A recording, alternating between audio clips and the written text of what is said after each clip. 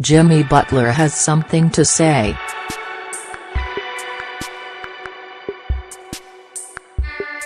Jimmy Butler's cell phone is shaking.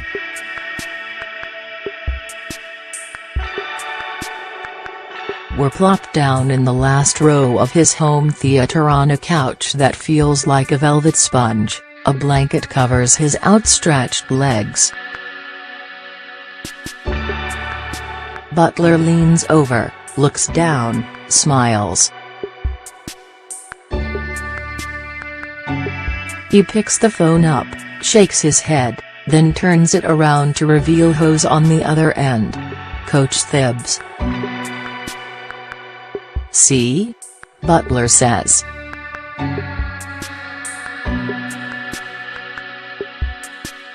"It's crazy, right? He's always on my phone. Everything about Butler's place in this exact moment and time can and should be described as crazy. From the majestic hillside villa tucked away in Malibu, a remote paradise where the 27-year-old lives with a tight crew of friends, family, and paydates, a photographer is sleeping in the guest house, to the sudden reunion with Tom Thibodeau, the tireless coach who helped turn Butler into one of the least probable success stories in NBA history, to the Chicago Bulls needlessly trading Butler earlier this summer.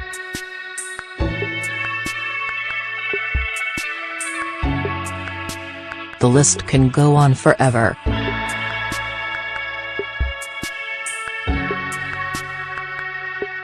Butler's origin story is absurd.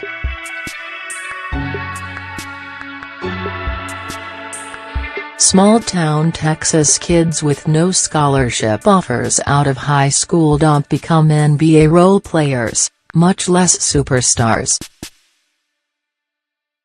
They aren't oddball country music-loving characters who pal around with famous actors.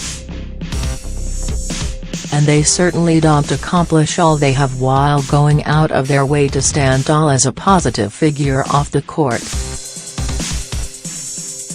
Butler won the NBA Cares Community Assist Award last April, and says he aspires to use his broadening platform to navigate the contentious social issues that plague the country.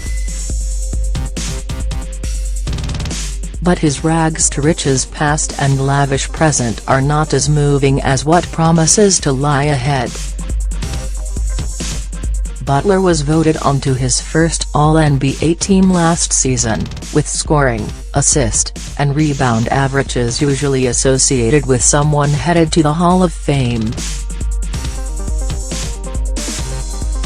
Butler tallied more win shares last year than Larry Bird when he won his first MVP.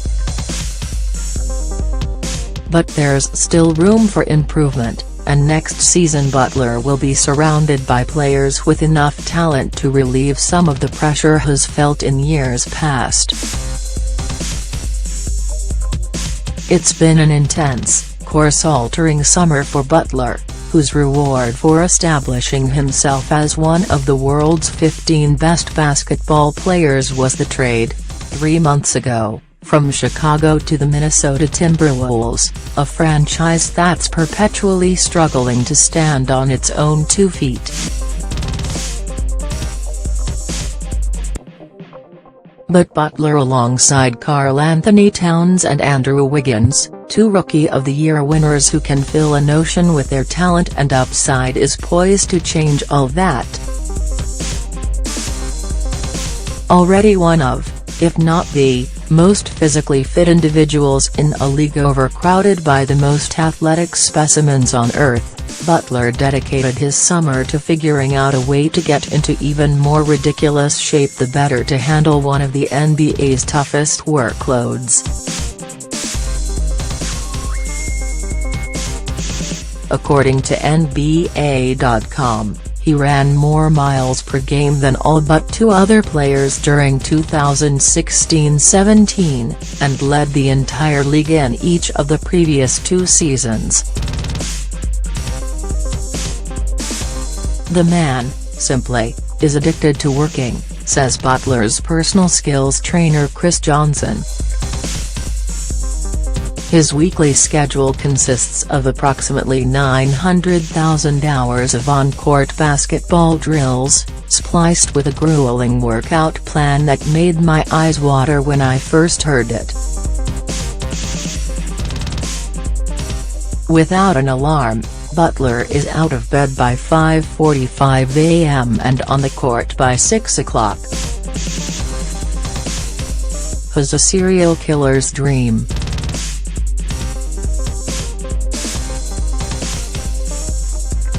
He does the same shit every fucking day.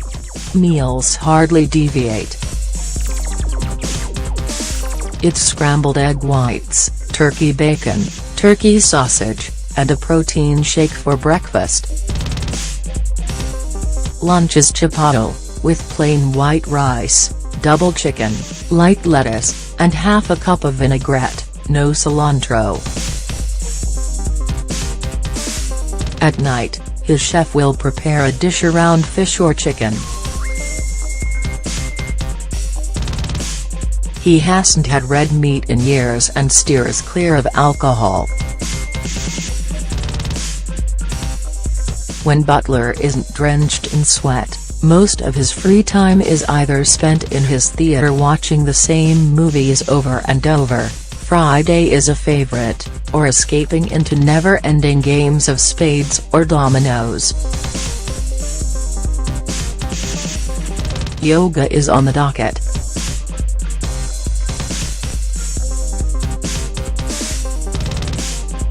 Nightclubs are not.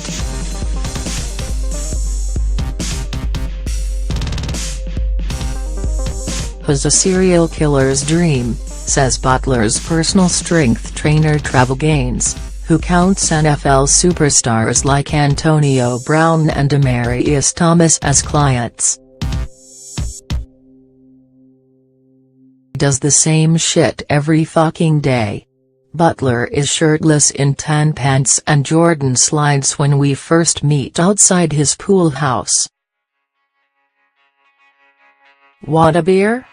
He reaches into a brown Albertsons bag and removes a cold can of Michelob Ultra. His hair is braided tight like a crown, and it's impossible not to notice how much his chest looks like gladiator armor. This is also a reminder that our interview, and a photo shoot he's doing, have pushed Butler out of his usual routine, but he doesn't seem too worried about it. He'll just make it all up in a short period tonight and be really tired in the morning when I wake up and start my schedule all over again, but it's part of it, he says. The mood when Butler enters a room somehow relaxes and tightens at the exact same time. His personality glides from stand-up comedian to superintendent. He's genuinely curious, cerebral, and a little mischievous. Ultimately, everything, from his schedule to his diet to the people he chooses to spend every waking minute around, is about efficiency. Even in this wonderland, with potted lemon trees at every turn, a horde of wicker patio furniture, and a Southern California sun that dares anyone under it to do nothing but sip gin and tonics on end, Butler's playfulness has limitations. I'm confrontational.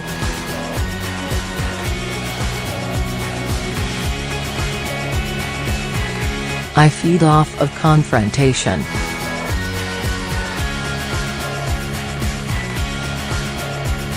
It makes me go. The conversation turns to his work ethic.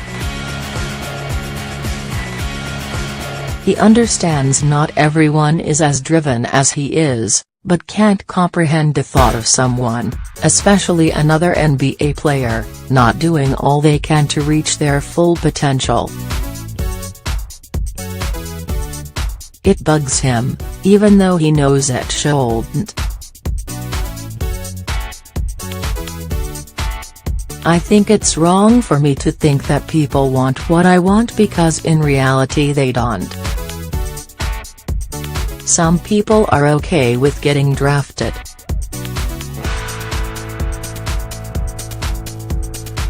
Some people are okay with playing 2 years in the league, 4 years in the league, 6 years in the league.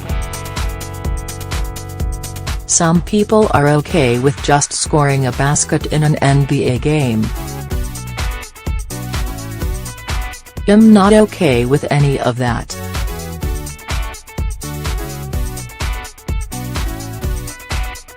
I'm not satisfied until I win the championship, he says. I want everybody to work the way that I work and it's wrong for me to think like that because people don't do it. But in my mind I'm just like why? Why don't you want to chase greatness the way that I do? Last January, after a humiliating loss in Atlanta that saw the Bulls blow a 10-point lead with 3 minutes left, Butler was fined for publicly dragging his teammates through the mud.